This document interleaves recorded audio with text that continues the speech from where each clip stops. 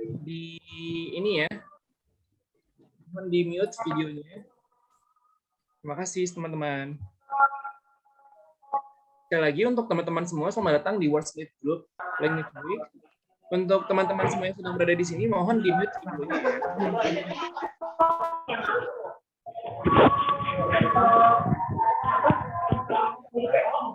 ya.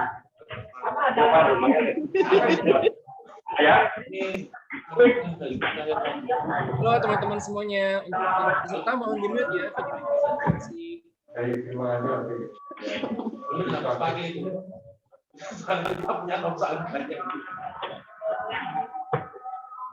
kasih Pak Pri.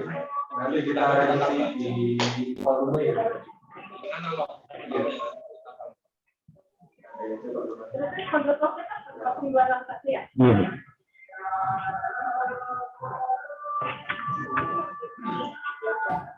Halo teman-teman semua, sekali lagi untuk para peserta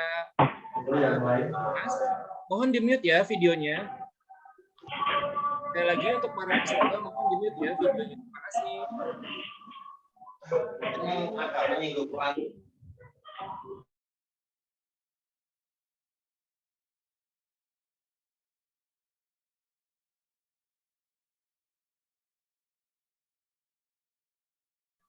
Sebentar lagi kita akan mulai webinarnya. Sebelumnya akan saya share dulu ya openingnya.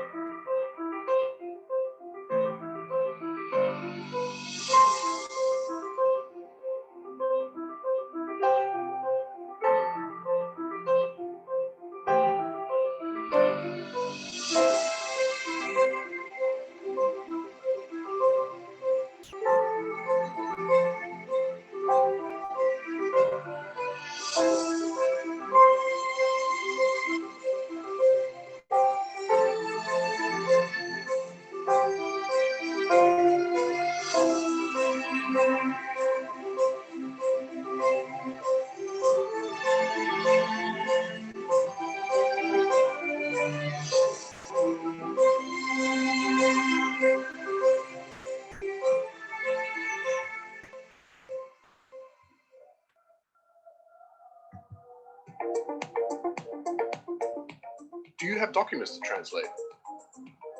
Do you need interpreter services for your...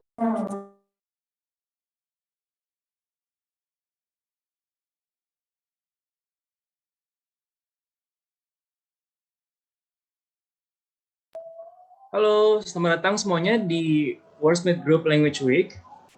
Acara ini diselenggarakan oleh Wordsmith Group bekerjasama dengan Narabahasa, Ubud Writer and Reader Festival, dan juga Nulis Aja Dulu. Sebelumnya saya ingin mengundang para pembicara dulu. Di sini sudah ada Laksmi Denovi dari Ubud Writer and Reader Festival Book Club dan juga Putri Indonesia Bali 2022. Kemudian juga ada Ivan Lanin dari Narabahasa dan juga Irma Susanti Irsyadi dari Nulis Aja Dulu.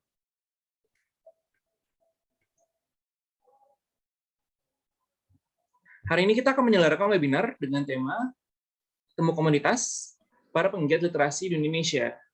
Kami mengadakan webinar ini karena mengetahui fakta bahwasanya Indonesia menempati ranking ke-62 dari 70 negara berkaitan dengan tingkat literasi, atau berada di 10 negara terbawah yang memiliki tingkat literasi rendah.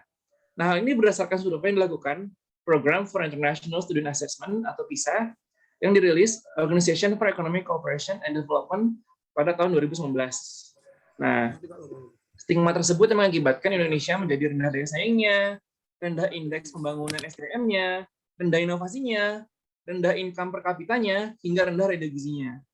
Itu semua akhirnya berpengaruh pada rendahnya indeks kebahagiaan warga Indonesia itu sendiri.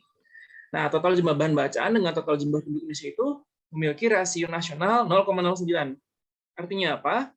Artinya satu buku ditunggu oleh 90 orang setiap tahun. Sehingga Indonesia memiliki tingkat rendah dalam indeks gemar membaca.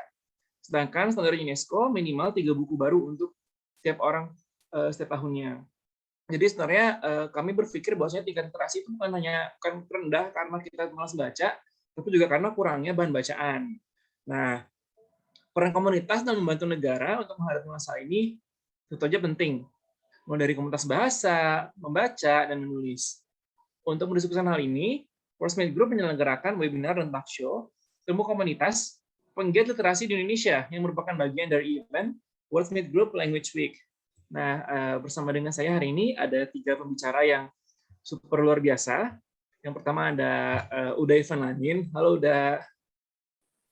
Halo, selamat sore teman-teman. Sore. Uda, apa kabarnya Uda? Baik, mohon maaf agak terlambat tadi karena baru tiba di Karawang. Oh, Sedang nggak ada apa-apa. acara kebetulan. Oh, baik. Terima kasih Uda sudah menyempatkan waktunya hari ini. Sama-sama. Uda, di sana hujan nggak? Udah. Tidak sih, cerah banget, panas malah. Begitu. Nah, Jakarta ngomong-ngomong hujan panas, ya katanya ya?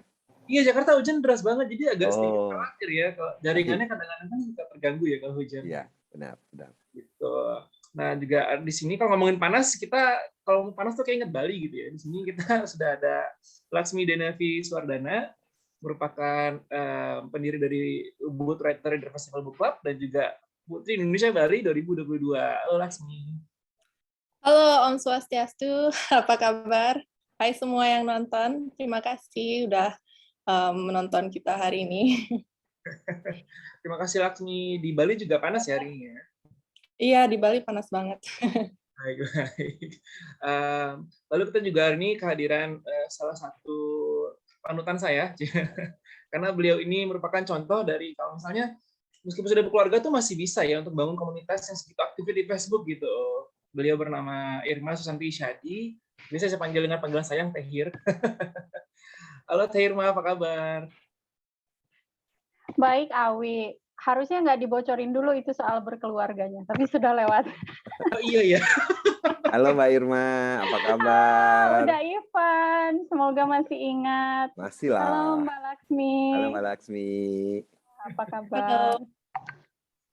Baik ya. Di sini kita sangat variatif ya, pembicara kita dari 3 tempat berbeda, dari 3 latar belakang berbeda, dan dari 3 komunitas berbeda. Pastinya semoga hari ini diskusinya menarik. Nah juga teman-teman kalau misalnya nanti ada pertanyaan, bisa diketik di chatbox. Chatbox itu kotak pesan ya. Nanti kalau saya pakai bahasa Inggris, ntar ada Uda Ivan soalnya. Aman Mas Awi, aman. Aman ya. Saya juga jadi tegang ini. Tegang ya tiba-tiba. Dia tadi mau ngomong tempias air di balkon saya itu cucuran gitu, cuma nggak enak gitu. Habis itu nanti silakan diketik di chatbox atau nanti bisa raise hands kalau misalnya mau ngomong langsung, nanti kita taruh spotlight. Oke. Itu tadi perkenalan dari 3 pembicara. Untuk yang pertama saya akan beri waktu untuk Uda Ivan untuk memaparkan, sorry, jadi tegang saya. Memaparkan tentang literasi di Indonesia. Silakan untuk Uda Ivan. Mungkin saya bercerita saja ya teman-teman ya. Saya Boleh. tidak menyiapkan bahan paparan karena waktunya kan cuma 10 menit ya. Kalau bahan paparan nanti sudah habis untuk menyiapkan bahannya.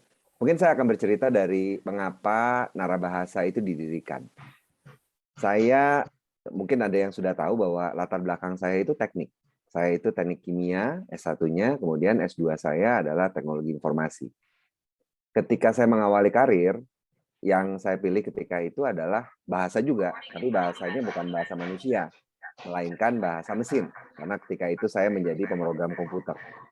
Nah, waktu mohon maaf ini suaranya ada yang bergaung. Oke. Jadi ketika ini kayaknya saya ya. Mohon untuk para peserta lagi-lagi. Ya suaranya. Suaranya agak bergaung soalnya. Iya, kayaknya ada yang aneh. Kalau misalnya nanti pengen ngomong, nanti kita kasih waktu. Kita tolong di-mute dulu ya, teman-teman. Oke, baik, saya lanjutkan ya. Jadi awal karir saya adalah pemrogram komputer dan kemudian saya seumur saya berkarir itu ya saya menjadi pemrogram komputer sampai tahun 2009. Di dalam perjalanannya pada tahun 2006 itu saya bertemu dengan Wikipedia. Kalau saya tidak bertemu dengan Wikipedia, kemungkinan saya tidak akan seperti yang sekarang. Pertemuan saya dengan Wikipedia itu menyadarkan saya bahwa sebagai orang Indonesia ternyata saya tidak memiliki keterampilan untuk menulis dalam bahasa Indonesia yang formal. Saya bisa mengetik SMS, waktu itu masih zaman SMS ya, 2006. BBM, iya kayaknya BBM sudah ada. Jadi saya terampil memang berbahasa sehari-hari. Yang penting pesannya sampai. Itu yang saya anut ketika itu. Tapi ketika bertemu dengan Wikipedia, saya menyadari bahwa keterampilan untuk bisa merangkai kalimat, menyusun kata-kata yang berserakan untuk menuangkan pikiran kita itu bukan hal yang mudah.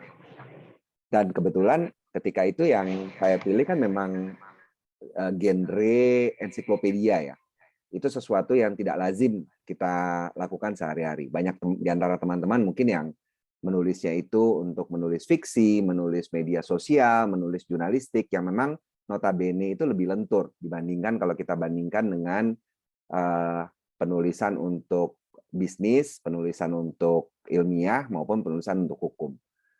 Nah, berangkat dari kesadaran itu, saya melihat bahwa meskipun kita orang Indonesia, seumur hidup kita belajar bahasa Indonesia, namun ternyata kita itu tidak memiliki banyak aspek di dalam tata bahasa kita yang tidak kita ketahui. Itu banyak terjadi. Tentu saja salah satu hal yang kemudian juga menyulitkan kita adalah perbedaan antara ragam formal dan informal di dalam bahasa Indonesia. Kan ini contoh yang sering saya berikan gitu. Mustahil kita menyapa teman kita untuk pergi ke warung kopi gitu misalnya. Hai teman, selamat sore. Apakah Anda berminat untuk pergi mengopi dengan saya? Waduh, itu yang ada, bro, kenapa lu bro? Itu yang ditanyain sama teman kita kan. Jadi memang peletakannya yang tidak cocok. Di sisi lain, ketika kita sedang rapat resmi, terus bilang, jadi gini bro, gue pengen ngasih tahu nih bahwa perkumpulan kita mulai hari ini nggak cocok juga kayak gitu kan. Nah, ini yang seringkali menjadi permasalahan besar di antara kita. Kebanyakan dari kita memulai untuk belajar bahasa itu dalam ragam informal. Namun ketika kita masuk bangku sekolah, masuk bangku pendidikan, kita akan dipaksa untuk bisa menulis formal. Dan itu butuh perjuangan.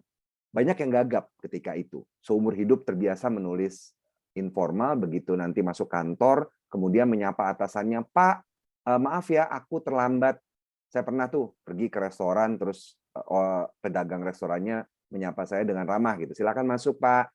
Kemudian nanti kalau ada yang mau dipesan, silakan panggil aku ya. Waduh, akrab banget nih orang nih. Tuh. Jadi pembedaan kata ganti saja di dalam bahasa Indonesia itu memang ada perbedaan. Ini salah satu yang kalau menurut saya mungkin waktu kita sekolah itu tidak diajarkan dengan cukup jelas. Itu yang menjadi masalah pertama menurut saya, perbedaan antara ragam formal dan informal di dalam bahasa Indonesia. Lantas buat apa kemudian orang-orang itu belajar untuk menggunakan ragam formal yang lebih kaku? Jawabannya sesederhana bahwa ketika kita masuk ke dunia profesional, dari tadinya kuliah, sekolah, kemudian mulai bekerja, mau tidak mau itu mesti dilakukan kan. Ini mungkin di antara teman-teman yang hadir pada hari ini, ada yang sudah merasakannya. Merasakan baru masuk kantor, mulai bekerja, terus berpikir, aduh, ini bikin surat gimana caranya ya? Saya disalahin terus oleh atasan saya. Itu karena kita gagap, kita tidak terbiasa untuk menggunakan ragam formal. Nah, itulah yang mendorong saya untuk selalu menyalurkan informasi tentang kebahasaan, khususnya dalam bahasa Indonesia ya, melalui media sosial. Karena menurut saya media sosial itu berkah buat kita. Kalau dulu kan susah, kita harus, bayangkan ketika kita ingin menyebarkan ke seluruh Indonesia, kita mesti datang ke tiap provinsi, safari, udah capek di jalan kan. Dengan media sosial itu gampang sekali, dan enaknya media sosial itu juga berfungsi sebagai alat dokumentasi. Sekarang orang-orang dengan kata kunci tertentu itu bisa mencari arsip tweet-tweet yang saya kirim, dan itu memudahkan sekali orang untuk belajar. Jadi dari sana mungkin ada dua hal ya yang ingin saya sampaikan pada hari ini terutama. Yang pertama, kita harus menyadari bahwa berbahasa yang baik dan benar itu ada dua aspek, baik dan benar. Dari perkataannya udah terlihat. Baik itu artinya sesuai dengan konteks, benar itu artinya sesuai dengan kaidah. Sesuai dengan konteks itu kita lihat macam-macam. Lihat dengan siapa kawan bicara kita. Kita lihat suasana. Kita lihat tujuan kita itu adalah sesuai dengan konteks. Seperti saya hari ini misalnya, saya mungkin teman-teman mendengar saya berbicara dengan bahasa yang semi formal. Ini saya sebut semi formal, ini belum formal.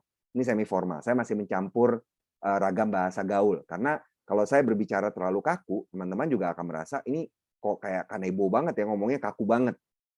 Nah, itu yang untuk bahasa yang baik. Di sisi lain, bahasa yang benar adalah sesuai dengan kaidah. Kaidah ini yang kemudian perlu kita pelajari.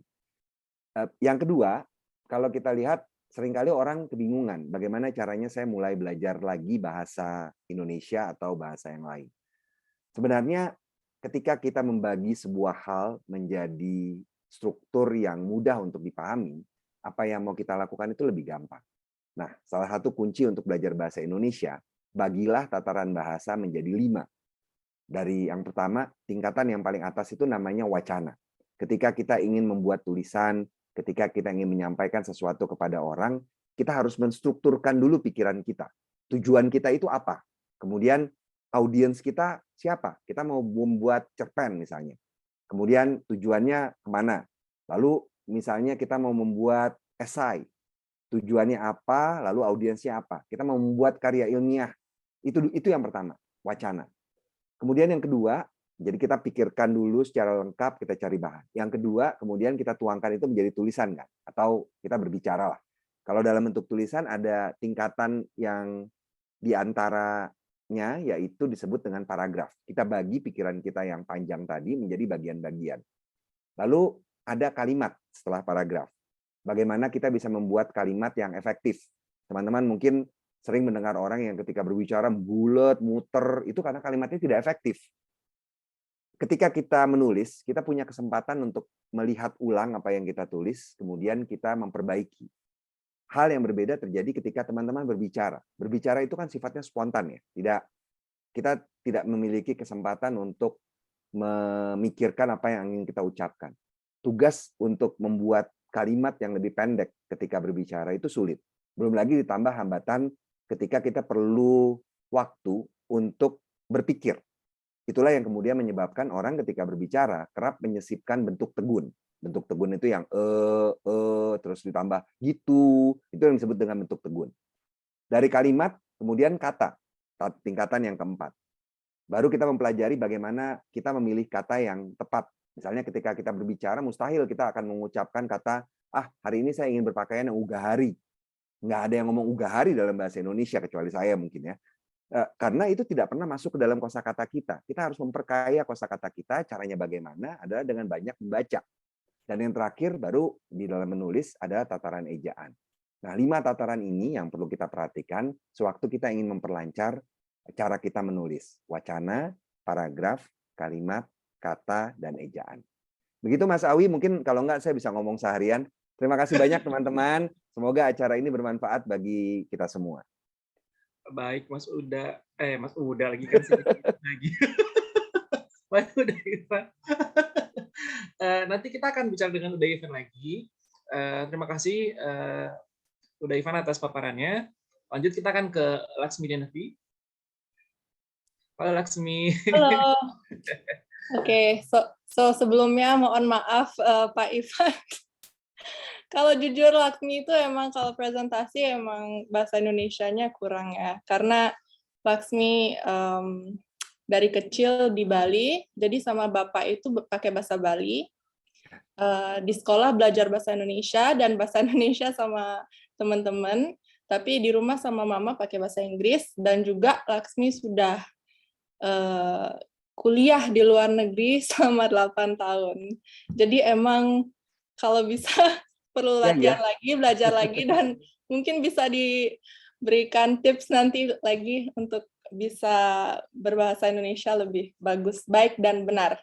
Tapi luar biasa loh, ini berarti memang menjalankan trigatra bahasa ya, Mbak Laksmi. Iya. Karena ada bahasa daerahnya juga. Iya, tapi jadinya mungkin kalau Laksmi nggak bisa bilang punya satu mother tongue. Karena Laksmi ngerasa bisa berbicara dengan 3 bahasa, tapi mungkin tidak menguasai satu bahasa dengan sempurna. Sip. Iya. Jadi emang kalau pakai bahasa Indonesia pasti kaku atau aksen Balinya keluar. Ya. Jadi Laksmi ada a little presentation yang mau saya share sekarang. Siap, siap. Sama kalau ada udah Ivan tuh kita bertiga langsung jiper kayaknya. Langsung kenapa, sorry? Langsung jiper kayaknya gitu ya. Saya tutup kamera aja deh. Itu artinya apa ya? Sorry. Jiper itu apa ya? Jiper itu TBL. Takut banget loh. Bahasa gaul juga Laksmi Langsung bilang ya. gugup kali ya, langsung gugup ya. Saya juga Iya, gugup. Anak sekarang TBL nyebutnya. Ya, harus beli kamus bahasa gaul juga. Okay, so I'm so sorry I'm going to present in English because we had a short time to prepare this presentation. First, I want to greet everyone. Hello, thank you for joining this amazing webinar. This is my first webinar, so if there's anything wrong with my presentation, I apologize. But yeah, my name is Laksmi Shardhanif Suardana. I'm Putri Indonesia Bali 2022. I would like to thank the Wordsmith Group and everyone watching here today. It's really an honor for me to be able to share about literacy with extraordinary Indonesian figures in literacy like Bapak Ivan and Mbak Irma. I have prepared a little presentation here to talk about literacy and what I'm contributing towards it. Can you all see my presentation? Masih belum. Belum ya? Okay, sorry, I'm quite new to this. Okay, share. Nah, sudah. Can you see? Yeah? Okay, so today I'm gonna talk to you about literacy and what I'm doing in this field. So I grew up in Ubud, Bali, where both my parents are book fans. My mother is actually a writer herself, and she also founded the Ubud Writers and Readers Festival, one of the most important literary festivals in Southeast Asia. Maybe you have heard about this, maybe not, but it's held every year since 2003 after the first Bali bombings. And of course, the goal was to attract visitors back to Ubud through literature, culture, and art. I have been actively participating in this event since I was young, and it made me realize the importance of literacy and literature. In 2020, I started an Instagram live book club on Ubud Writers and Readers Festival in response to the pandemic situation and the lockdowns. I wanted to continue, encourage, and lift the spirits of young people to continue reading.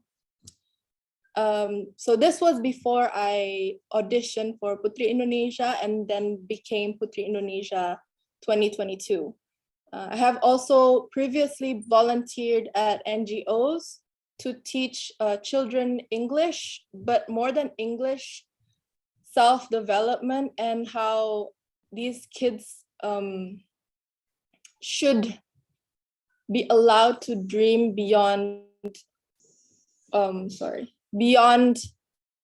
what they see around them. And I think literature plays an important part in developing their creativity, imagination, and also shaping their future. So for Pemilihan Putri Indonesia, I'm bringing up literacy as my advocacy to create more awareness of our problem in literacy today. Here you can see also a little pictures of me during the book club, and I also happen to be a moderator during the latest Ubud Writers and Readers Festival. I also got to participate in a little video for Club Buku Narasi, platform I admire for their everything they do.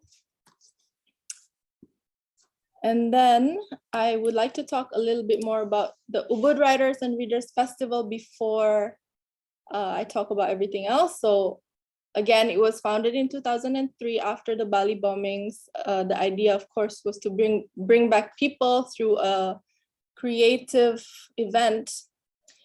But the Ubud Writers has been contributing a lot to the community ever since, not just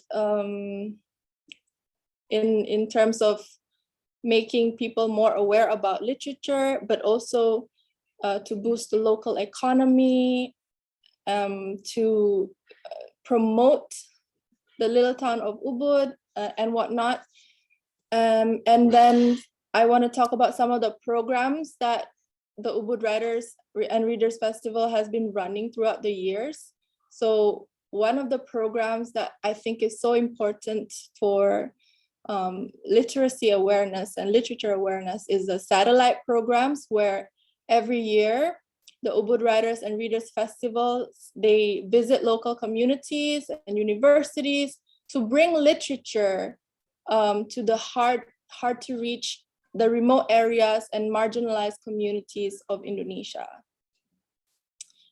And apart from that, they also do a lot of work with the youth, not just in providing workshops, but actually mentoring them towards becoming better writers.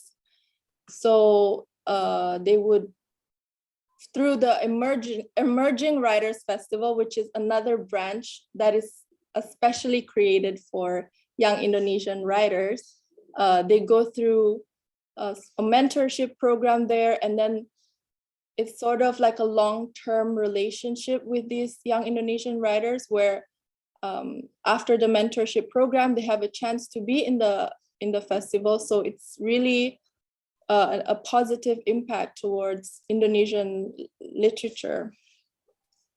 So a lot of programs are also free for kids. 50% of the programs are free. So that's a lot going towards the community and for Indonesians. And then I'm going to talk about the Ubud book club that I started. So I was brainstorming ideas on how to create content for the festival during this whole lockdown situation. I was actually in Italy finishing off my thesis. But I wanted to do something to continue the event, because we had a lot of restrictions and they couldn't really hold the festival that year, so they had to push everything back. And I also read a lot during that time, so actually I wanted to read more and do something with it, and I challenged myself to do this whole book club. And at the end, I was reading one book a week, and I remember during the opening of the Ubud Writers and Readers Festival last year, we had Mas Nadiem Makarim opening the whole festival, and he mentioned that he read one book a week, which was incredible to me. I think this book club was able to bring young viewers and create higher engagement for the Ubud Writers and Readers Festival, and I'm really proud that I myself could contribute to encouraging and attracting younger viewers for this festival. And then one thing I also want to talk about is literacy and literature, kind of explaining the difference, because I think a lot of people get mixed up between these two. For me, literacy is technically the ability to read, write, listen, speak, to be able to communicate effectively and understand others. But it is more than that. Literacy also measures a person's understanding in a particular language. For example, we have digital, in a particular language, but also other fields. For example, we have digital literacy, and then, nowadays we hear a lot about these terms like financial literacy. It is also an indicator of a country's human development and progress. So literacy is it's not only for the ability of people to read or write, but how reading or writing can open and expand our knowledge. And then literature, on the other hand, to me is a product of the study of a person's expression and creativity. It's the work of art produced by being literate. But then again, literature and literacy is really connected, and the role of literature in shaping a person's character and progress in the nation is very important. So that is why I decided to choose literacy, but then again, not completely attached to literature as my advocacy. It is based on my personal experience with working with kids, teaching them English, and finding out that a lot of the kids that I taught was illiterate was something that was really heartbreaking to me. So this advocacy is something very close to my heart.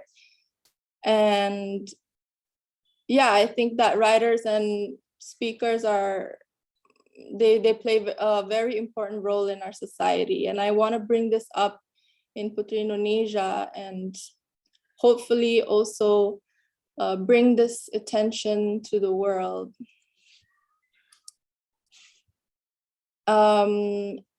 Even though Indonesia has a high literacy rate, which is 96%,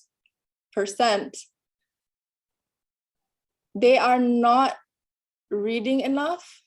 So they have the ability to read and write. However, it is not applied. It's not applied. They don't apply it to their lives. So I think it's very important to talk about this. Indonesians prefer to watch, and maybe when they are on social media, they read just headlines instead of reading the whole book, or not, sorry, the whole article. So this is a problem and a challenge that our country is facing for this issue. And it was shocking to me to find that on average, Indonesian reads only 3 books a year. Yeah, so there's a lot of challenges facing this issue. And I believe that it's kind of a low priority issue in this country because, you know, we have so many other problems, poverty and whatnot. So, yeah. And yeah, I believe that, you know, any problem is solvable, but we need to come together to solve it. And some of the solutions towards this problem that I'm proposing and currently working on and will continue to work on the future includes creating more awareness and urgency towards this issue, continuing Ubud Writers and Readers Festival's work in building connections with different communities, fostering the literacy culture in Indonesia so that young people can get into it, and they have the desire and willingness and interest, natural interest towards literacy, creating a national literacy movement, working with different NGOs, organizations to promote this. And also I believe that one way to create a stronger literacy culture, and to also promote Indonesian literature is implementing a stronger curriculum in schools. Yeah, so we need everyone to get on board.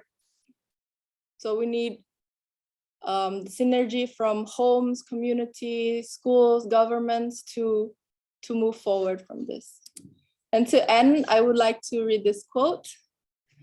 A nation that does not read much does not know much, and a nation that does not know much is more likely to make poor choices in the home, the marketplace, the jury box, and the voting booth. And those decisions ultimately affect the entire nation, the literate and illiterate. Thank you. I'm so sorry. Yeah, I'm nervous and I haven't prepared very well, but I hope that's okay. It's okay, Laksmi. That's a great presentation.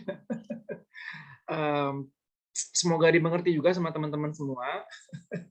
Nanti kita akan upload habis ini videonya di YouTube, jadi bisa ditonton ulang. Terima kasih Laksmi, thank you so much. Matur suksma for your presentation.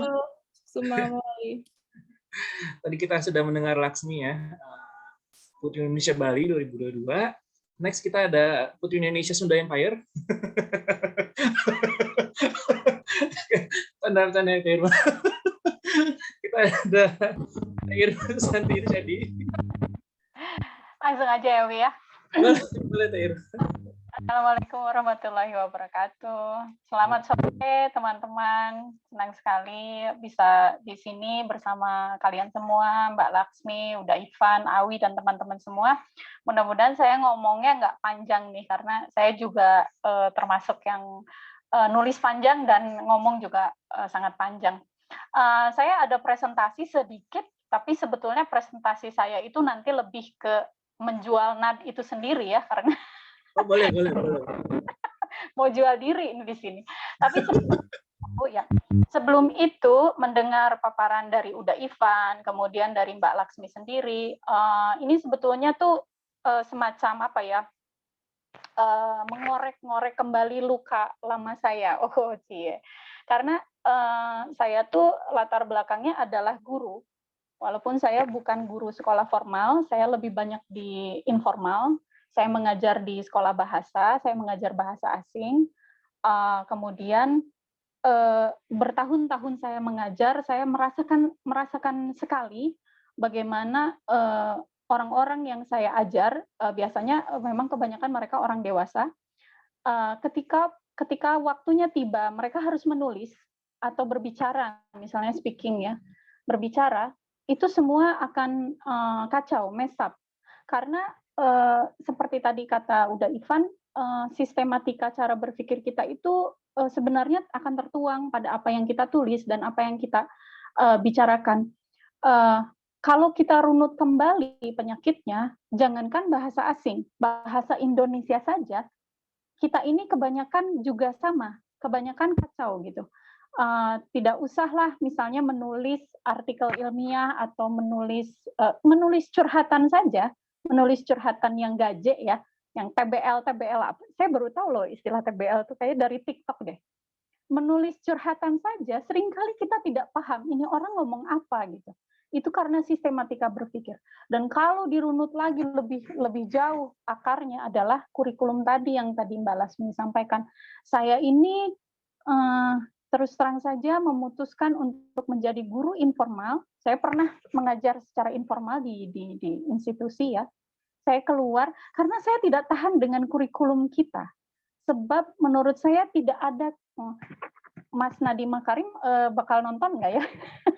Tidak ada kesinambungan sama sekali dari kurikulum Indonesia ke output yang dihasilkan oleh guru-guru Indonesia. Maaf ya, Bapak Ibu guru, saya juga guru sama. Tapi saya merasakan sekali ketika anak-anak di tingkat SMA, misalnya ya, ini jadi ranting nih, saya jadi ranting. Di tingkat SMA misalnya untuk pelajaran bahasa Indonesia, untuk pelajaran bahasa Inggris, itu mereka pakai metode genre based text namanya. Jadi anak-anak tuh diberikan teks panjang, kemudian ada banyak sekali soal, biasanya soal yang paling populer ditanyakan adalah what's the main idea of the text above? Apa pokok pikiran utama? Nah, kebiasaan membaca saja kita belum sampai itu. Mbak Laksmi tadi bilang orang Indonesia hanya membaca 3 buku setahun, itu kan sedih banget. Bagaimana kita bisa berharap anak-anak bisa menjawab soal, apalagi teks bahasa Inggris, apalagi kalau nanti mereka mengambil TOEFL atau IELTS yang teksnya itu tentang sesuatu yang dari antah berantah, biotechnology misalnya. What is biotechnology? Atau misalnya apalah ya sesuatu yang kita tidak paham benar gitu. Nah, makanya NAD atau nulis aja dulu itu salah satunya tumbuh dari keresahan saya sebagai seorang pendidik. Yang kedua, komunitas nulis aja dulu juga lahir dari kecemasan saya dengan kebiasaan orang Indonesia menulis. Saya aktif bermedia sosial ya. Saya aktif bermedia sosial, kemudian saya juga menulis waktu itu menulis di blog waktu zaman blogger lagi sangat hype itu saya juga sama menulis. Tapi kemudian yang saya perhatikan adalah ada kecenderungan misalnya komunitas ini itu dia menulisnya itu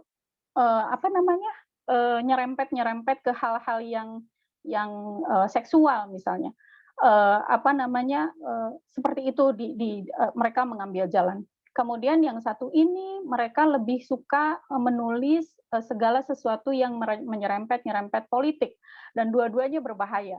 Sebab apalagi kita tahu ya belakangan ini sejak beberapa tahun terakhir ini tuh kabar hoax itu tuh menyebarnya kan lebih cepat daripada kecepatan cahaya ya. Kita tuh sampai bingung gitu dari WhatsApp grup ke WhatsApp grup, dari Facebook, dari segala macam gitu. Nah makanya saya dan beberapa teman itu resah melihat ini. Apa sih ini mau dibawa kemana? Alah, kayak lagu aja ya. Saya sambil sharing ini ya. Saya sambil sharing. Salah ternyata. Maaf. Kok jadi ke situ? Lagi buka WhatsApp, jadi ketahuan. Ketahuan jadi. Ngomongin fun. Sama. Oke. Aduh, begitu. Ada bakat stand-up komedi kayaknya. Saya tuh kalau ngajar, murid-murid saya bilang, Miss tuh bukan guru bahasa Inggris deh, Miss tuh tukang ngedongeng, karena saya ngedongeng terus kerjaannya. Jadi nama komunitas kami teman-teman ya, bagi yang belum tahu, ini namanya komunitas nulis aja dulu. Memang kalau dari nama tuh kesannya seperti nggak niat ya. Tapi ini sebetulnya berangkat dari motivasi kami kepada semua orang untuk berani untuk nulis aja dulu, tapi nanti ke depannya tuh harus tetap dipertanggungjawabkan membuat tulisan yang rapi. Di bawahnya saya tulis ada PT Nakara Aksara Dunia karena 2 tahun setelah kami berdiri, kami memutuskan untuk kalau melegalkan seperti nggak bagus ya diksinya.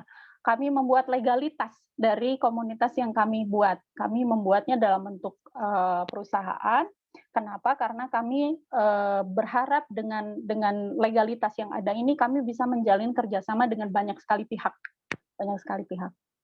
Kemudian, nah ini kami tuh bergeraknya di medsos, terutama di Facebook ya, yang kata orang tuh memang sarangnya hoax di situ, dan sarangnya orang-orang yang udah tua tuh di Facebook, kata murid-murid saya. Nah, kenapa sih harus di medsos? Ini saya cantumkan dari salah satu situs Oberlo namanya, ada 3.5 billion social media users. Ini datanya sebenarnya 2019 nih. Jadi 2019 aja sudah ada 3,5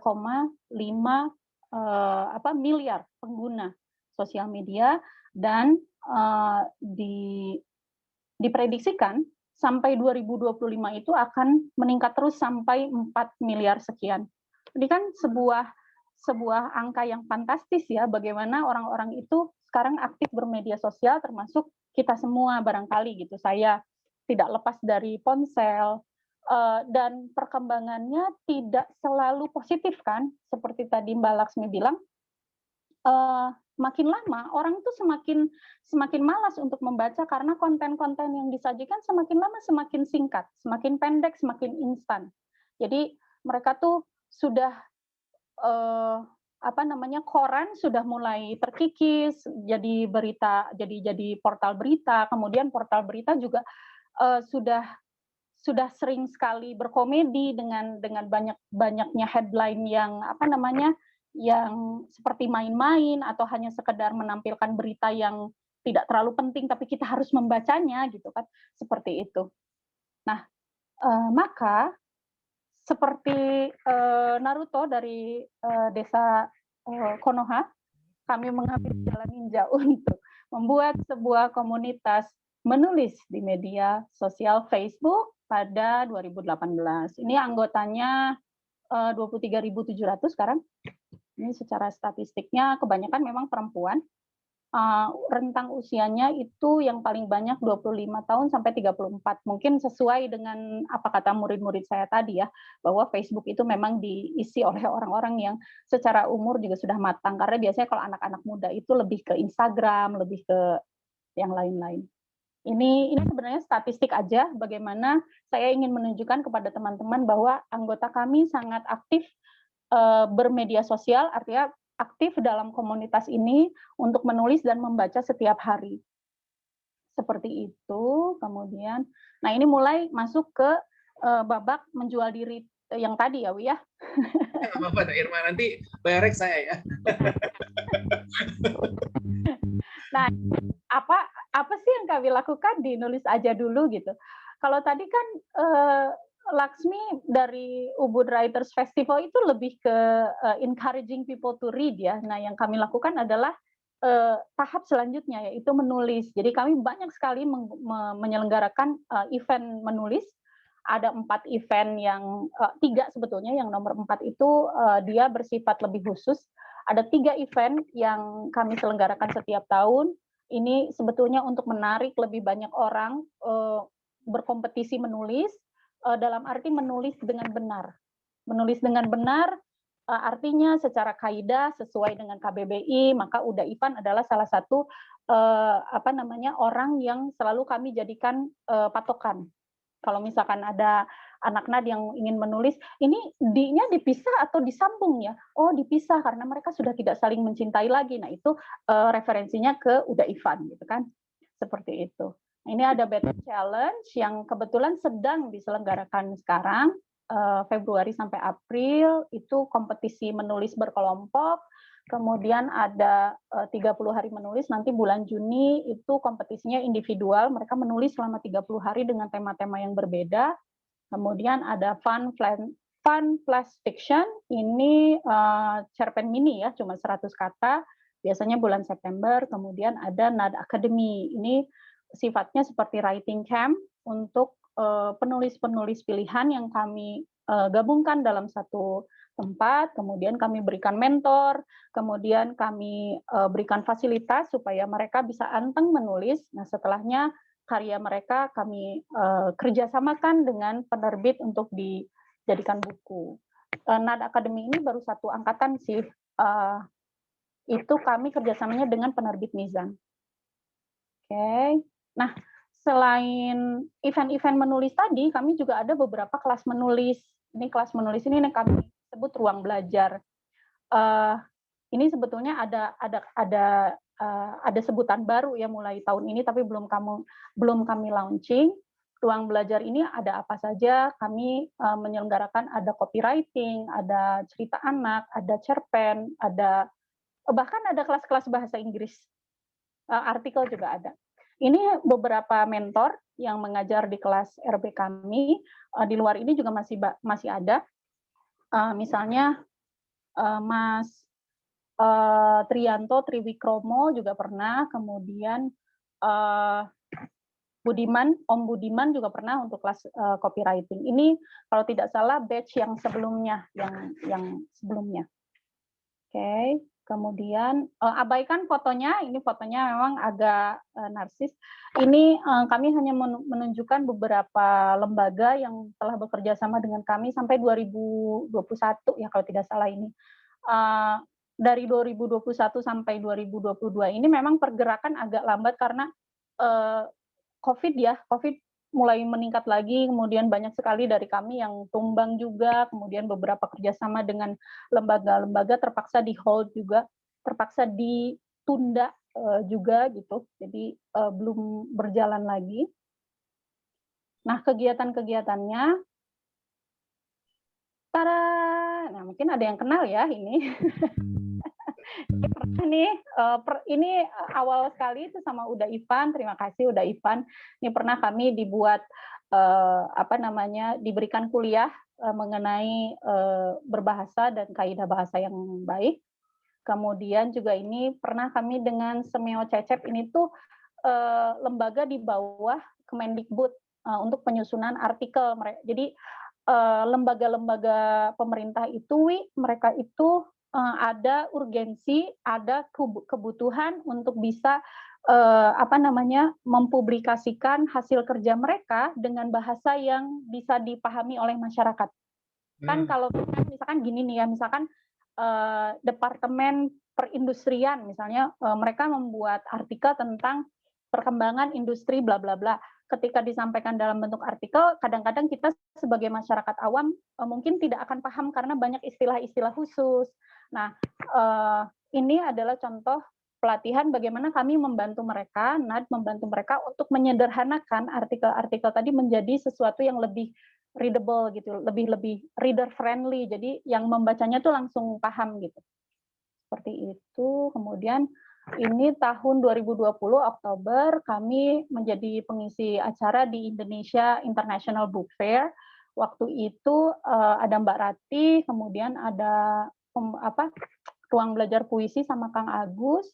Kemudian juga yang paling bawah itu dengan Fitsi tentang film pendek, karena kami pikir NAD ini bergerak di bidang literasi, tidak hanya literasi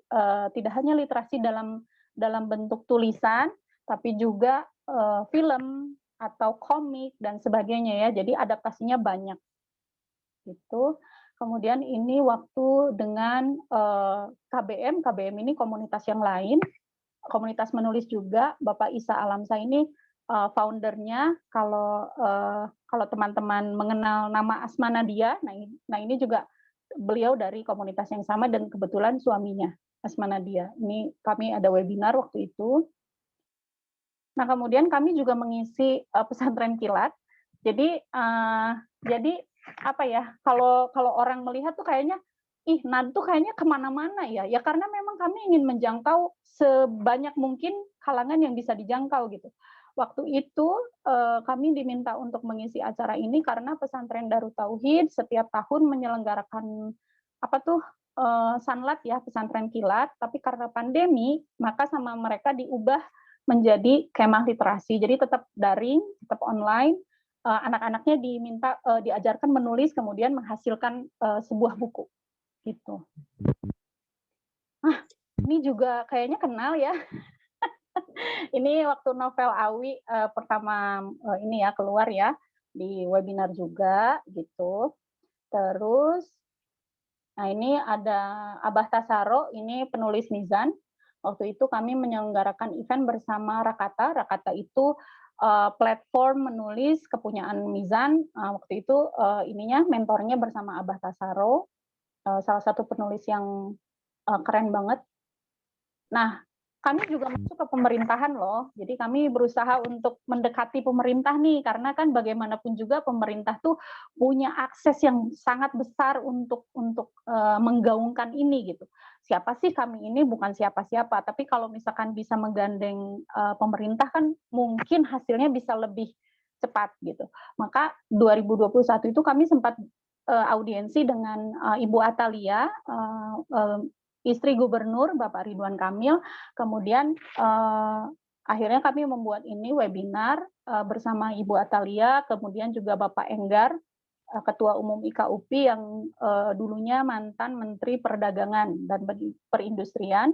Kemudian ada Miss Ika Lestari, ini dosen dari UPI Bandung, dan dia tuh sangat-sangat peduli dengan literasi, khususnya mendongeng kalau Ibu Ika ini.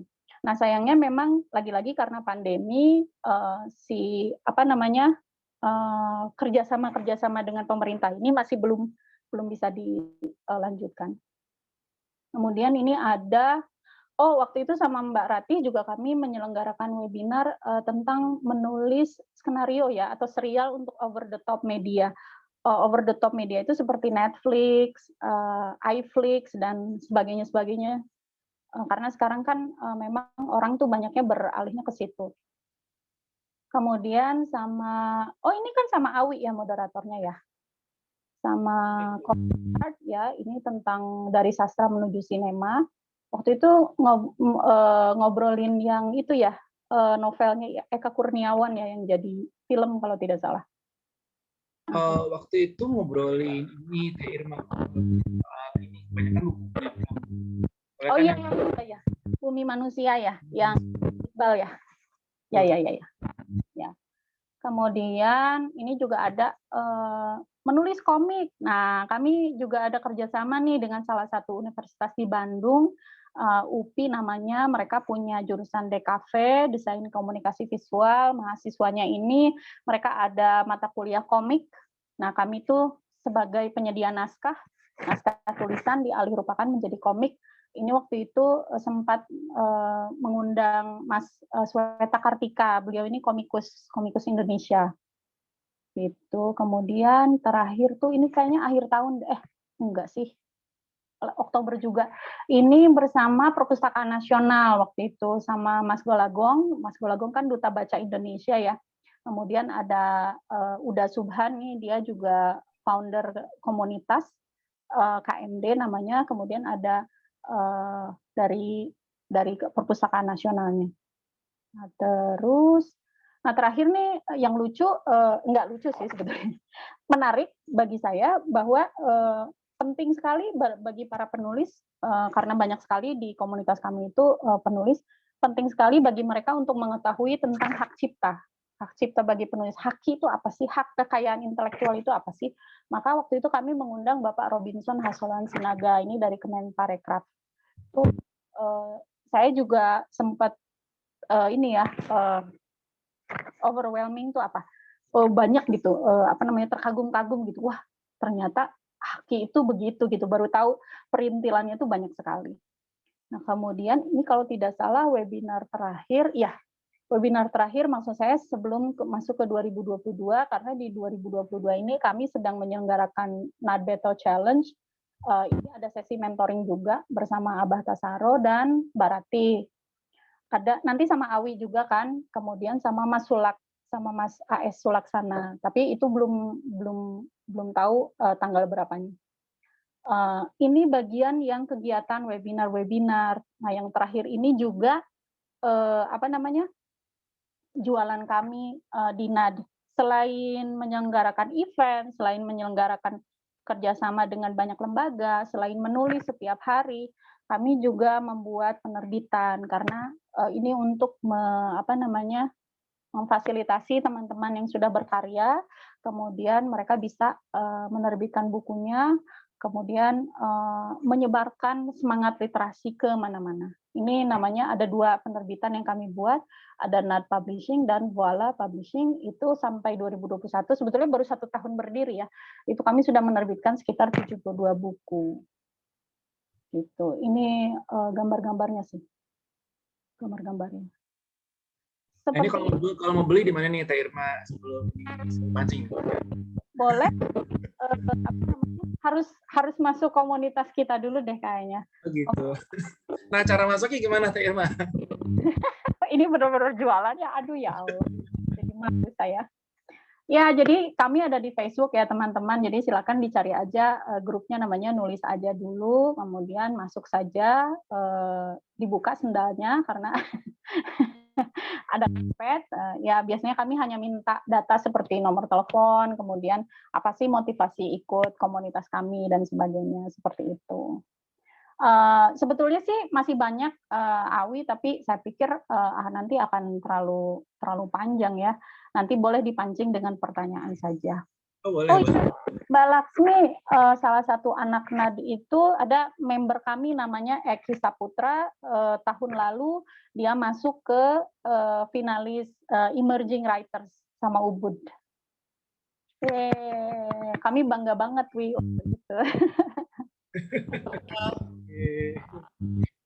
Tadi mungkin partnership-nya belum sama Ubud Writer ya. Nanti mungkin bisa di waktu Mbak Laksmi lagi presentasi, aku langsung mikir, wah ini harus minta nomor kontaknya ini.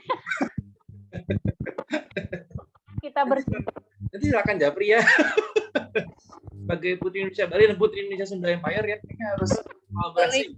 Saling ini ya nanti saling belajar. Ami jangan bilang Putri Indonesia Sunda Empire terus, kan ketahuan saya pengikut Lord Rangga.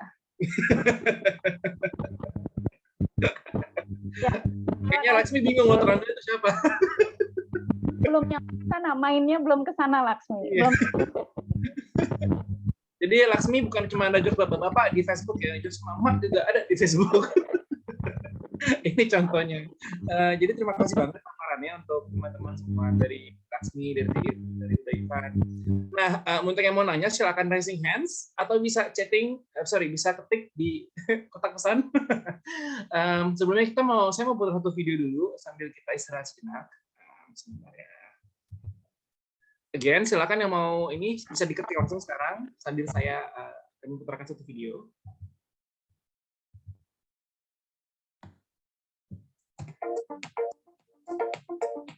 Do you have documents to translate? Do you need interpreter services for your conference? How about your website? Do you need to create a new content or revamp the old one? Are you in the middle of building a brand image and copywriting to engage with your audience?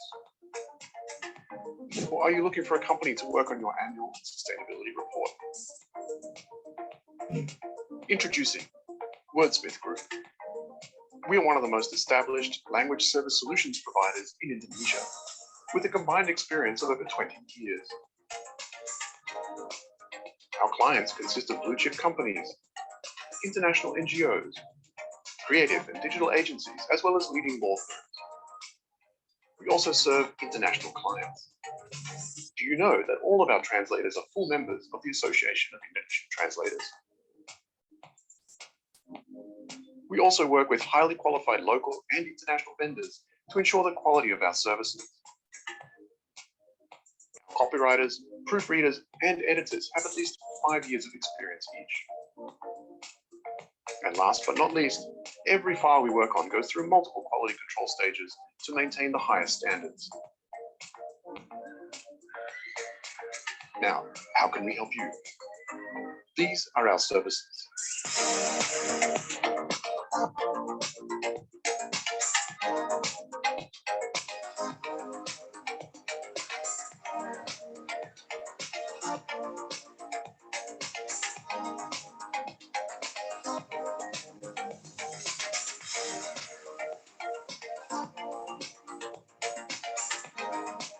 And here's what some clients say about us.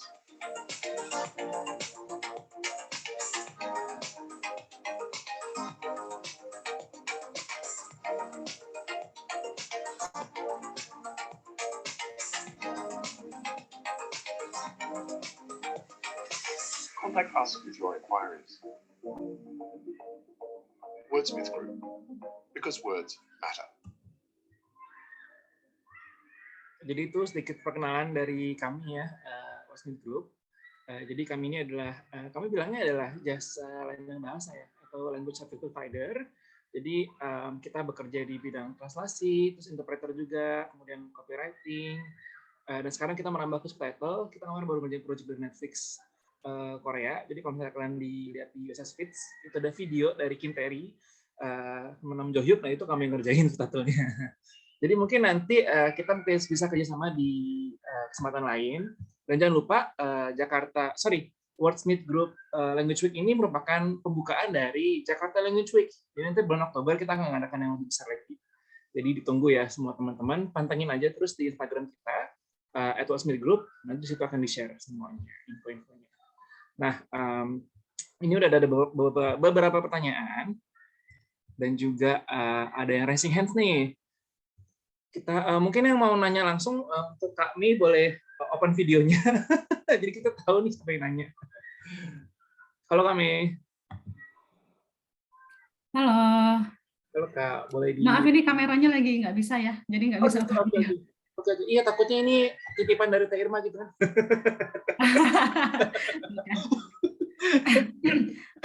Silakan ya pertanyaannya. Oke, baik. Sebelumnya saya ucapkan terima kasih kepada para narasumber. Perkenalkan, saya Mei, saya mahasiswa S2 Linguistik di Jerman. Jadi saat ini memang seminarnya sangat berhubungan dengan field saya ya. Baik, saya berikan pertanyaan kepada Pak Ivan Lanin. Semoga saya nggak jiper nih waktu mau tanya, kok deg-degan juga rasanya, nggak tahu kenapa. Baik Pak, sejauh pemahaman saya, sebelum manusia bisa menulis dan membaca, itu kan kita pasti harus bisa berbicara dan berpikir bagaimana berkomunikasi ya Pak. Sementara saya lihat fenomena zaman sekarang itu nggak hanya public figure, tapi orang-orang di Indonesia, masyarakat Indonesia pada umumnya, mulai berbicara dalam dua bahasa. Maksud saya bahasa jaksel istilahnya, yang which is literary, kayak gitu ya. Nah, itu bagi saya, buat mereka yang bukan seperti Mbak Laksmi, yang memang dual bahasa dalam lingkungan rumahnya, itu bagi saya sedikit membingungkan, Pak. Gitu. Nah, pertanyaan saya, apakah fenomena bahasa jaksel ini akan memberikan efek atau mengurangi kualitas seseorang dalam berkomunikasi, menulis, dan membaca nantinya? Seperti itu. Terima kasih dan salam sehat selalu, Pak. Baik, terima kasih Mei untuk pertanyaannya dari Jerman langsung ini. Menembus batas. Silakan untuk udah Ivan. Langsung jawab. Boleh langsung jawab aja. Takutnya lupa kalau nanti. Saya udah catat sih, cuman bolehlah saya langsung jawab. Ya, sebenarnya fenomena mencampur bahasa ini selalu terjadi ketika seseorang itu belajar bahasa. Ketika misalnya kita belajar bahasa Inggris, kita belajar untuk mengucapkan kalimat dalam bahasa Inggris, lalu tiba-tiba di tengah jalan ada kosakata yang kita lupa. Kita akan menggunakan bahasa Indonesia kan, bahasa ibu kita lah. Atau ketika belajar bahasa Jerman atau semua bahasa lah. Jadi fenomena pencampuran bahasa itu memang diakui di dalam pemerolehan bahasa. Nah, cuma yang unik ini adalah ketika pencampuran itu terjadi bukan karena faktor keperluan untuk belajar sebuah bahasa, melainkan itu terjadi karena faktor keinginan untuk kelihatan bergengsi.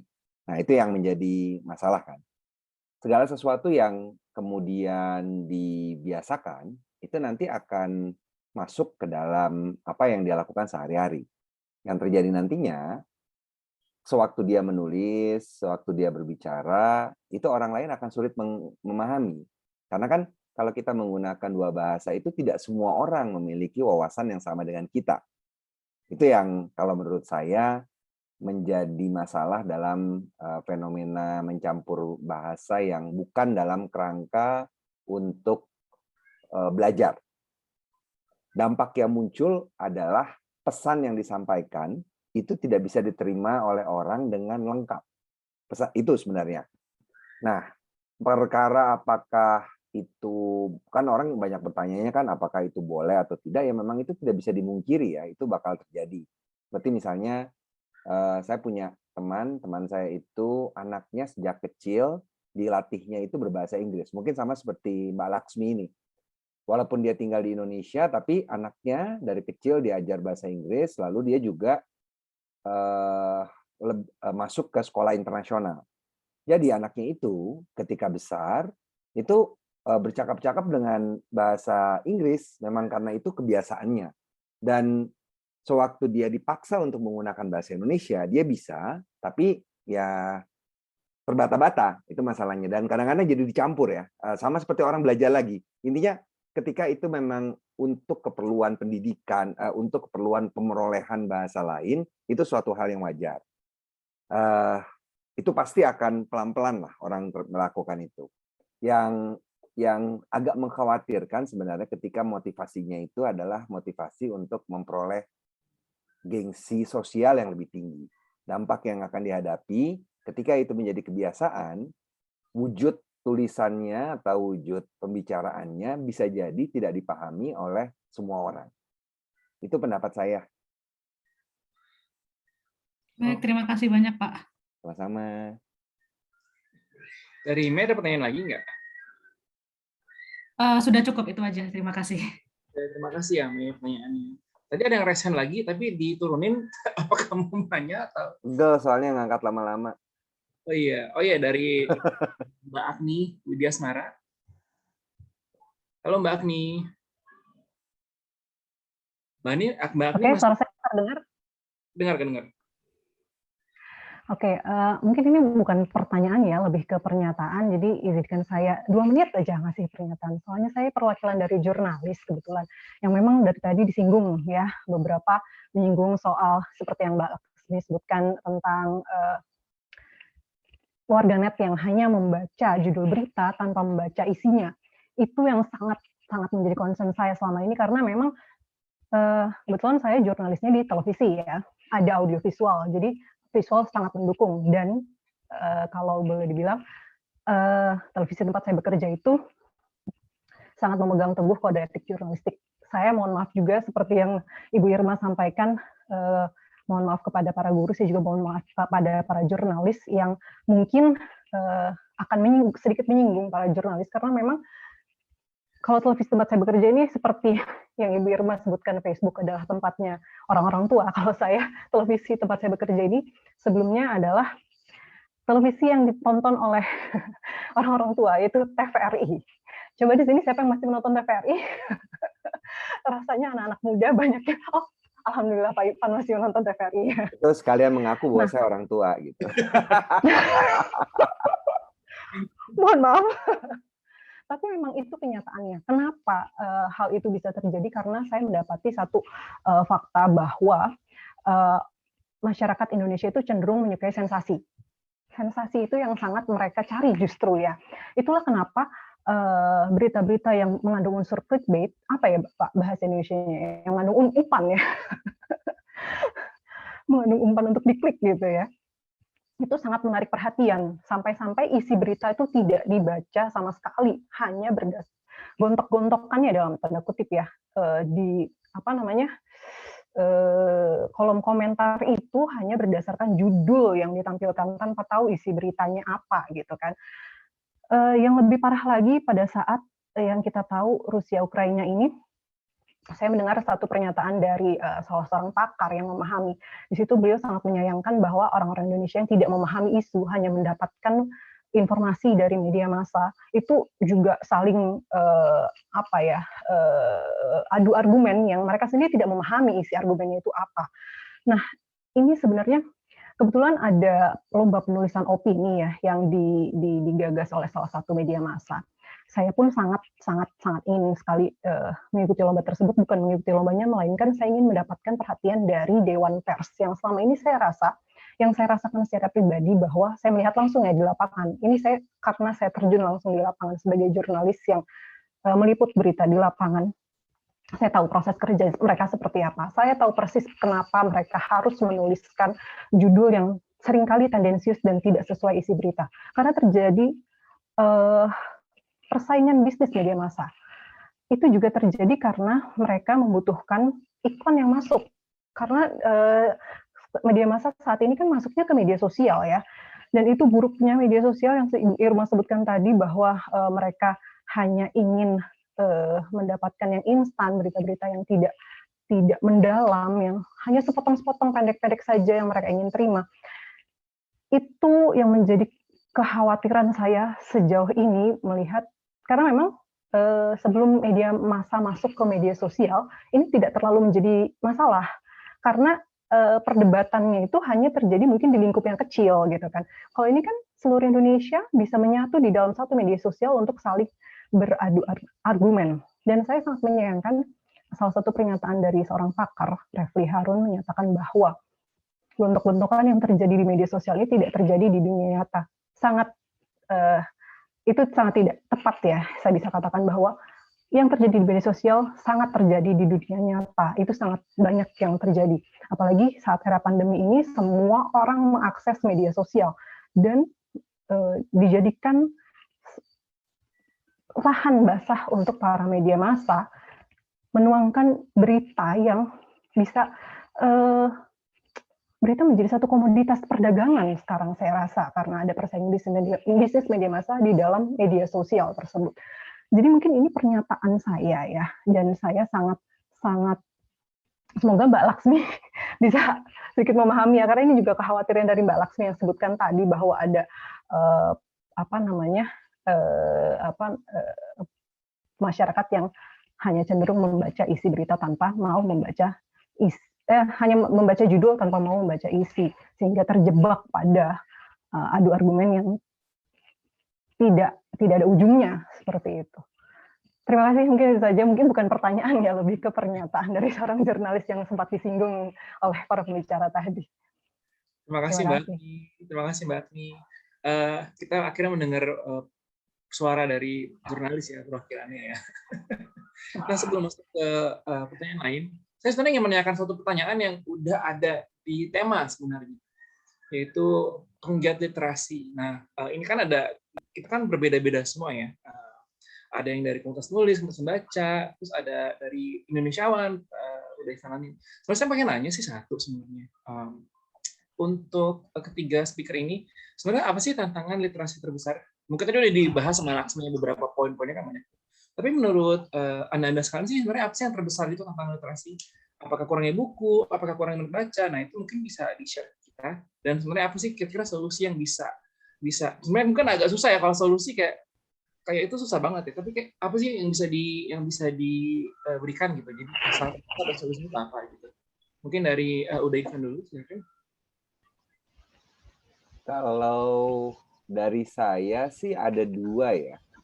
Yang pertama itu kemauan untuk mencari bahan.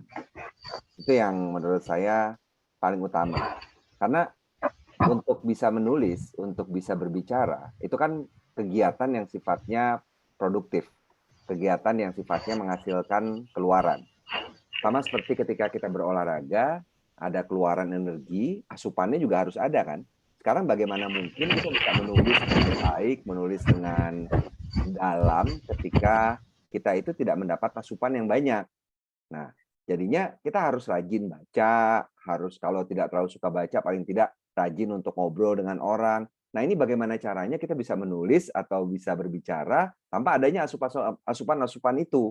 Ada orang yang bilang bahwa, oh ya udah, saya mikir sendiri aja. Hello, mikir sendiri itu cuman kayak pakai ayam, nggak melihat wawasan yang lain. Jadi yang pertama menurut saya masalah terbesar di kita adalah kemauan untuk mencari bahan.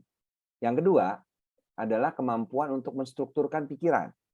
Artinya tulisan itu kan atau pembicaraan agar bisa dipahami orang dengan baik, kita harus belajar untuk menstrukturkan. Banyak orang yang tidak terlalu peduli, ya udah gue ngomong aja sembarangan, yang penting orang ngerti gitu, bahkan cepet gitu ngomongnya.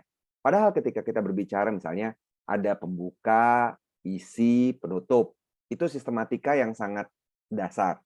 Dengan membuat seperti itu saja, orang jadi lebih paham apa yang kita maksud. Bagi saya sih mungkin tantangan terbesar yang saya hadapi selama ini ketika saya menjadi pengajar berbagai kelas penulisan adalah hal itu, Mas Awi. Oke. Kira-kira untuk solusinya gimana nih? Udah. Katanya nggak harus cari solusi. Gimana sih?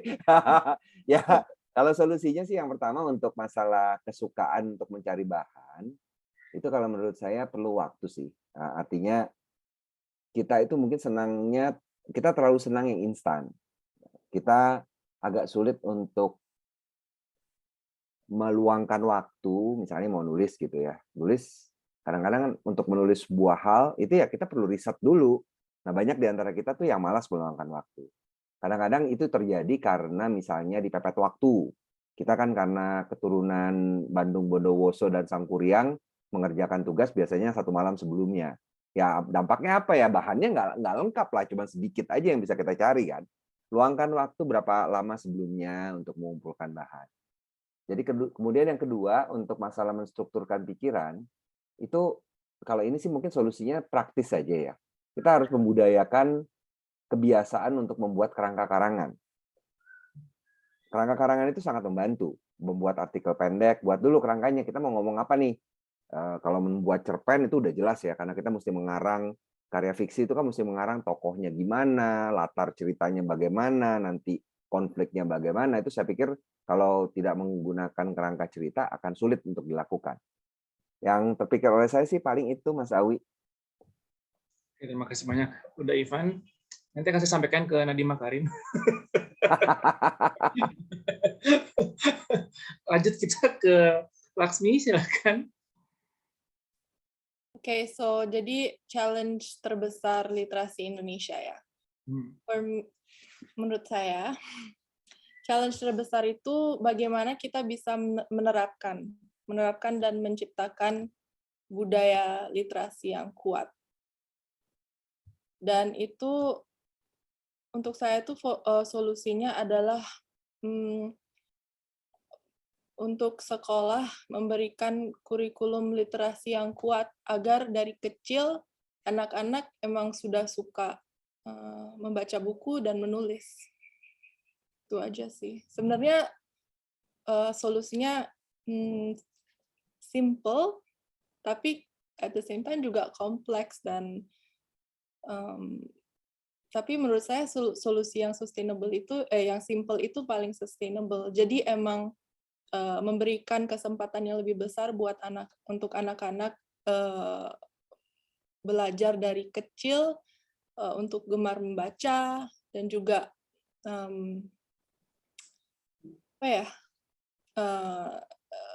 menanam cinta dengan sastra itu dari kecil. Thank you Laksmi jawabannya. Next kita ke Kak Irma, silahkan. Ya, saya juga ada dua yang sepertinya simple tapi sangat susah. Simple itu kalau saya jadi Menteri Pendidikan, itu mungkin babat langsung.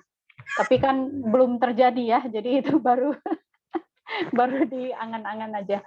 Ya, sejalan dengan Mbak Laksmi dan Uda Irfan, sebetulnya inti masalah literasi kita tuh kan budaya membaca yang tidak ada gitu. Bukan tidak ada, belum merata, belum banyak gitu.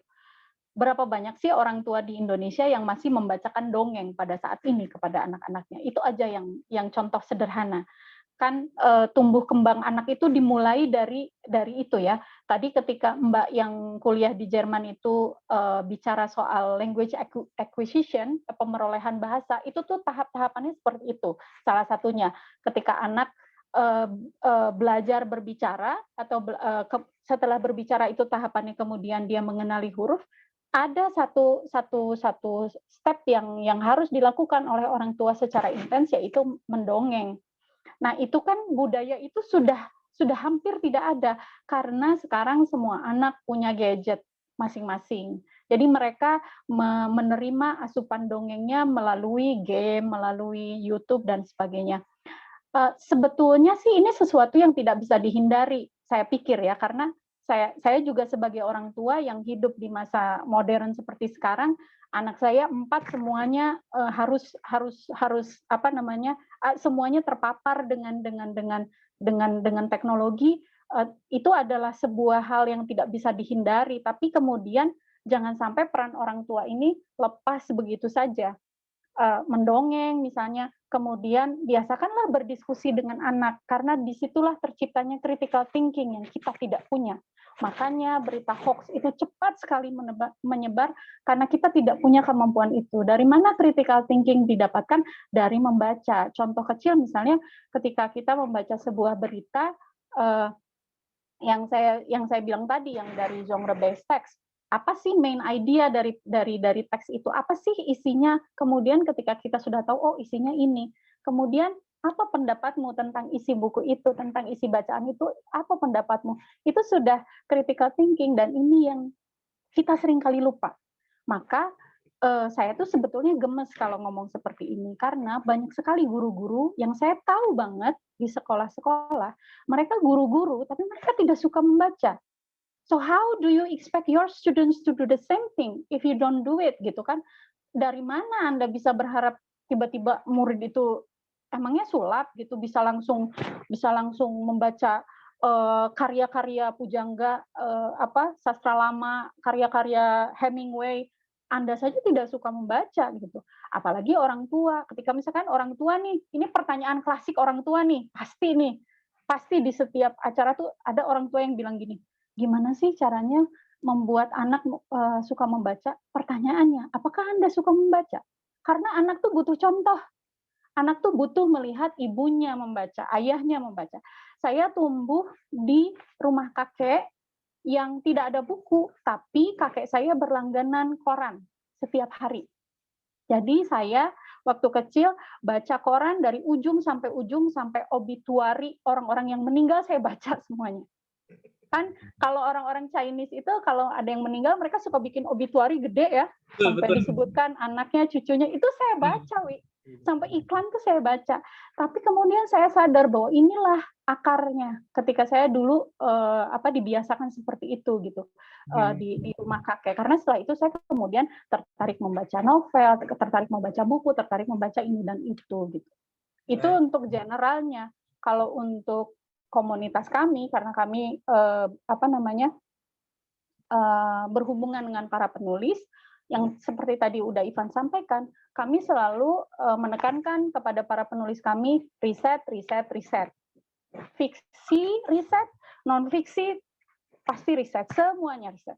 Tidak mungkin kamu akan menulis kisah percintaan si tokohnya bertemu di Norwegia, tapi settingannya seperti Purbalingga, kan tidak mungkin. Anda harus riset, Anda harus baca di Norway itu ada apa. Gitu. Itu contoh sederhananya, atau misalkan bahasa yang digunakan atau apapun lah.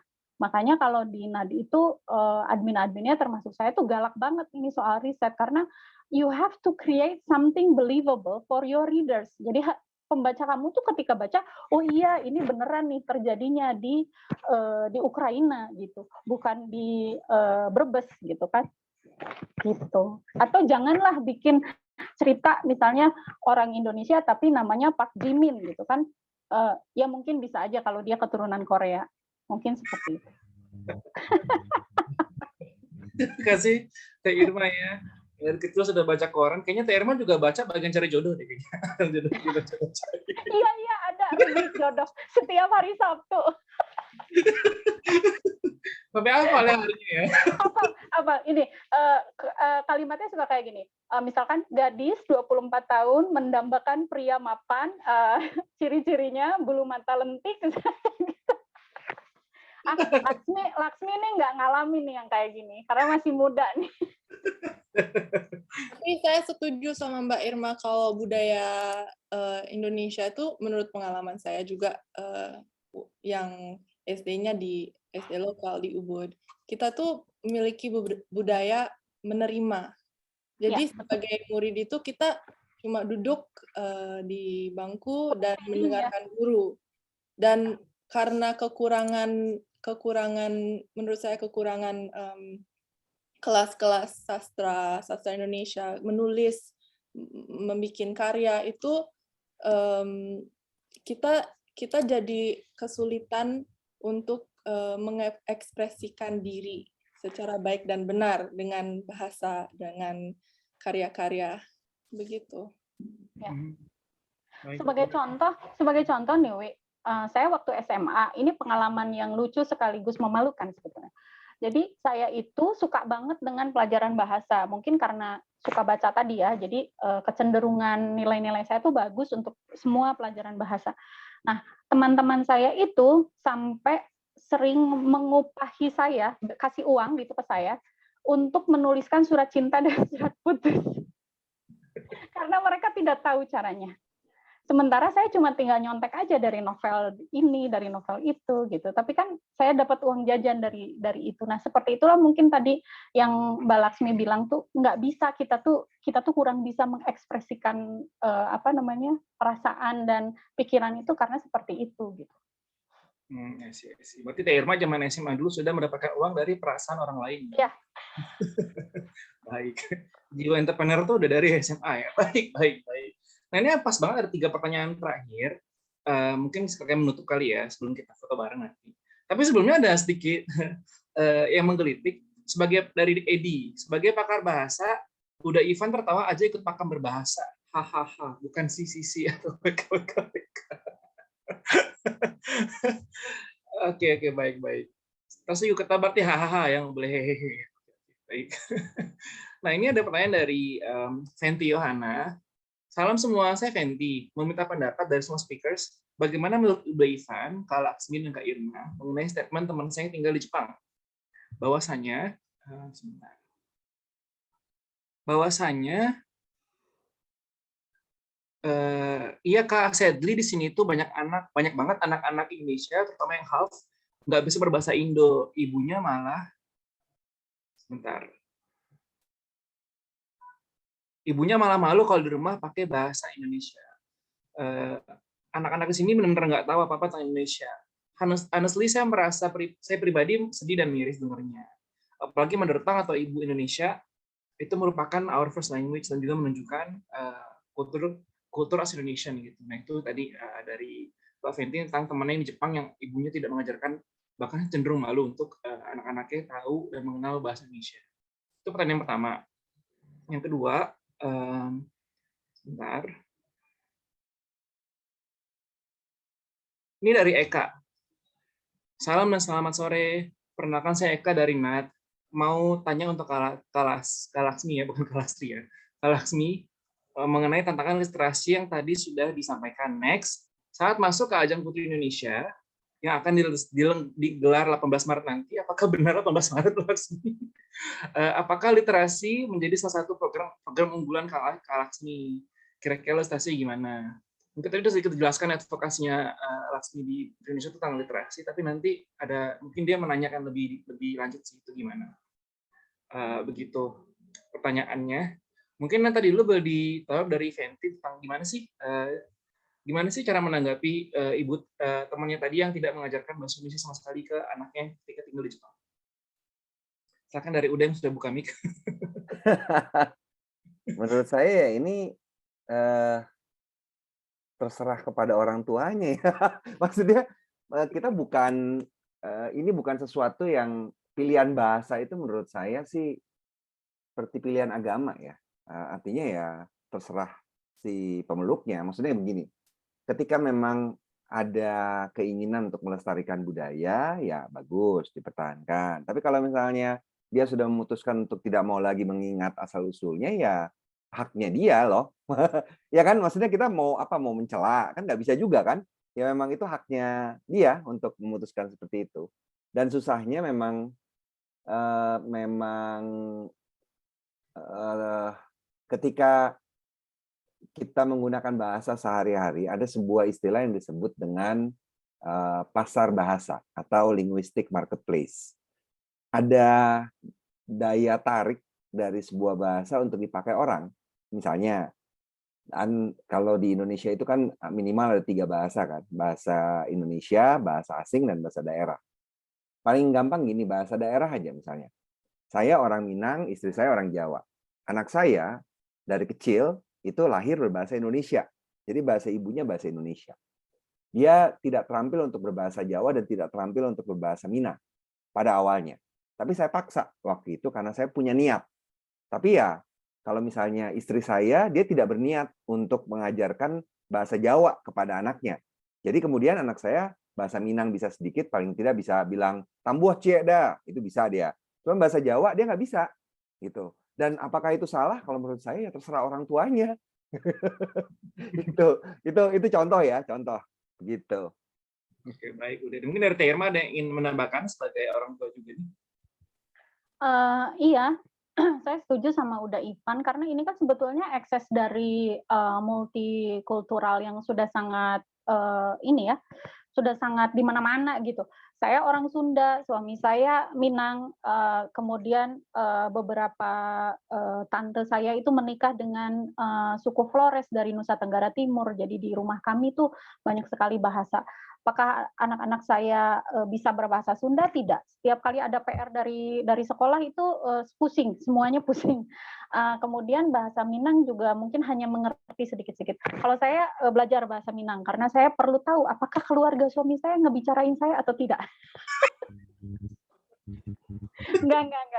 Karena memang saya tuh suka banget belajar bahasa. Nah, seperti itu. Iya betul, itu tergantung orang tuanya. Kemudian kita juga harus melihat kebutuhannya ya. Kadang-kadang mungkin nih, kalau saya lihat pada zaman sekarang tuh orang tua banyak yang sudah sudah membuat perencanaan bahwa anak saya nanti tidak akan tinggal di Indonesia, tapi dia akan tinggal di luar. Maka untuk menuju ke sana, ya saya harus misalkan kalau yang memang bukan penutur asli bahasa asing, mereka akan masukkan anaknya ke kursus-kursus bahasa asing. Itu kan sebetulnya sesuatu yang tidak apa-apa gitu. Persoalan sedih ya sekarang orang tidak lagi berbahasa Indonesia. Bahasa itu dynamic ya. Bukan statis seperti sains. Bahkan sains saja sekarang sudah banyak perubahan gitu. Itu tuh dynamic. Selalu ada varieties of language yang tercipta dari masa ke masa.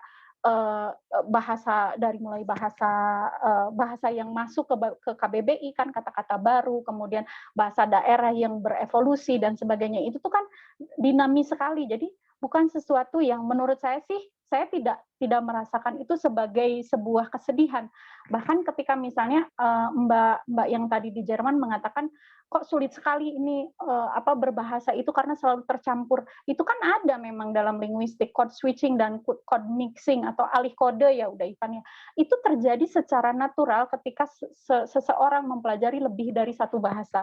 Dan orang Indonesia itu minimal dia sudah bisa 3 bahasa karena memang kita tuh udah multilingual aja gitu semuanya gitu. Apalagi anak-anak zaman sekarang yang exposure-nya yang paparannya sudah jauh lebih banyak daripada generasi saya misalnya. Seperti itu. Baik, terima kasih Teh Irma untuk pendapatnya juga mengenai hal tadi. Ini ke Laksmi kali ya, kita ada 2 pertanyaan nih Laksmi, tidak lupa bacain 1 pertanyaan. Jadi mungkin yang pertama dari Eka, mungkin untuk para pressing ya. How do you bring your literacy advocacy to Indonesia gitu kan? Pokoknya jadi campur-campur juga kan saya bahasanya. Untuk Eka, first of all, Putri Indonesia dipostpone ya, jadi udah nggak digelar tanggal 8 Maret lagi. Kita masih menunggu informasi dari yayasannya. Terus untuk advokasinya, ya jadi literasi emang sebagai advokasi unggulannya Laksmi. Dan kalau ilustrasinya akan seperti apa nantinya, I'm just gonna continue what I'm doing, promoting, talking about literacy, creating more awareness on this issue. Oke, baik. Yang kedua dari dari Mbak Melani. Oh, sorry mau lanjut ya. Iya. Ini ada question dari Mbak Melani tentang rencana URF untuk lebih memberdayakan komunitas dalam mendorong literasi. Setiap tahun sih emang selalu ada fokus dan keinginan lebih untuk mendorong literasi di komunitas. Jadi stay tuned and follow the Ubud Writers and Readers Festival. Dan dengan keikutsertaan Laksmi di Putri Indonesia ini, Laksmi berharap nanti anak muda Indonesia terutamanya lebih aware dengan festival ini, karena I know that dampaknya URF ini sangat bagus di komunitas literasi dan sastra. Oke, terima kasih Laksmi jawabannya. Ini waktu kita udah lewat banget ini, tapi ada beberapa pertanyaan mungkin gimana ya? Mungkin bisa langsung DM udah Ivan kali ya. Ini menanya apakah perlu menambah sertifikasi pendidikan kebahasaan? Silakan ke Narabahasa ya, situ banyak banget kelas-kelas. Kelas-kelas kebahasaan. Ini saya bantu promote nih udah. Kalau masih ada pertanyaan, akun Twitter saya itu setiap hari dihujani ribuan pertanyaan. Silakan aja. Nanti saya akan jawab lewat Twitter. Termasuk saya. Saya kalau nulis itu nyari pilihan bahasa, jadi saya udah Ivan Lani, terus saya mau nanya apa gitu kayak, terus pasti langsung saya cari untuk mendapat gitu. Ya biasanya padanan gitu ya. Iya, padanan itu membantu sekali, udah terima kasih. Sama-sama. Boleh Laksmi tambahin nggak untuk yang malu anaknya berbahasa? Oh iya, silakan. Sebenarnya Laksmi penasaran banget kenapa malu. Karena Laksmi itu bersyukur banget bisa 3 bahasa. Dan Laksmi waktu tinggal di Italia itu malu tidak bahasa Italinya tidak fasih karena emang Laksmi pindah ke sana tanpa bisa bahasa Itali sama sekali. Jadi I love languages, and the more languages I learn, I'm so proud of it. Even though okay, I have my kekurangan dan lain-lain dan mungkin mix and match kata-kata, tapi ya it's sad. Mungkin Wi, kalau bisa saya tambahkan, orang-orang selalu membuat stigma orang-orang yang aktif berbahasa asing seperti Laksmi misalnya dan orang-orang lainnya sebagai orang-orang yang tidak nasionalis. Menurut saya itu keliru. Sebab nasionalisme tidak bisa ditentukan hanya dari bahasa yang kau gunakan. Tapi ketika ada kesadaran bagimu untuk mengembangkan dan melestarikan bahasamu sendiri, itu bagus. Tapi kan kita juga butuh bahasa asing untuk misalnya nih ya, kalau Anda adalah seorang ustadz, kalau Anda seorang penceramah, dan Anda ingin menyebarkan kebaikan, menyebarkan ajaran Anda ke luar negeri, tidak mungkin Anda akan berbahasa Indonesia. Begitu juga profesi-profesi lain. Kita kan banyak sekali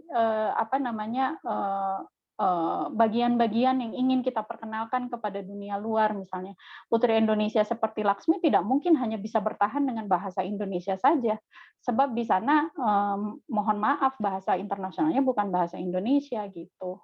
Jadi ya seperti itulah. Ini juga untuk meluruskan sih, kan kadang-kadang orang-orang tuh suka kok sok-sok berbahasa Inggris sih, kayak bukan orang Indonesia aja. Saya merasa enggak begitu, karena saya juga mengajar bahasa asing ya. Menurut saya yang keliru adalah ketika kamu sok-sokan berbahasa asing dan salah. Itu kamu butuh malu. Tapi kalau kamu tahu bahwa itu benar dan kamu nyaman menggunakannya, it's fine. Gitu. Dan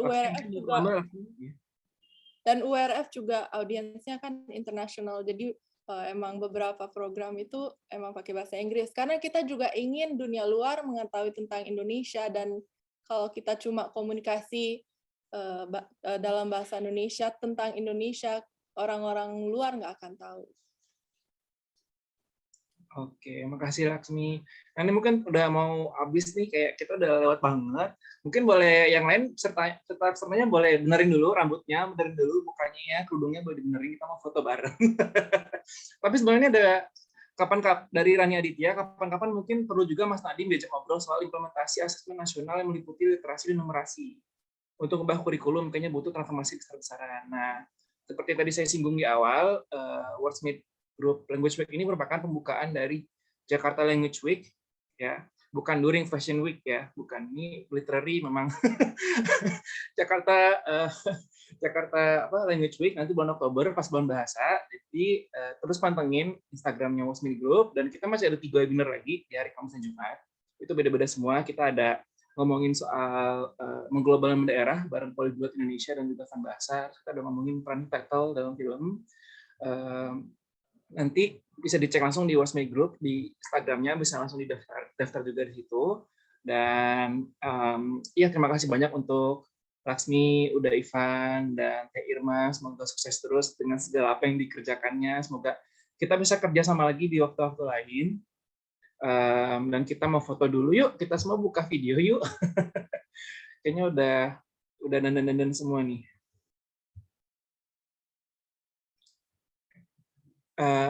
Nanti akan dibantu oleh Gresha ya, teman saya, yang sebagai host untuk kita foto.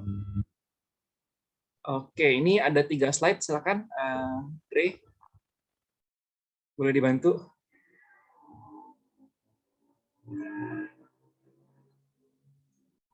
Halo Gre. Iya, saya hitung ya. 1, 2, 3.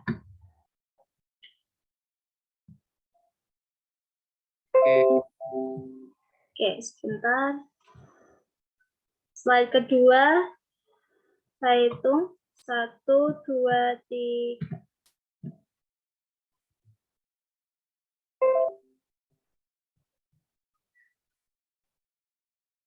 Oke, yang terakhir Saya hitung 1, 2, 3.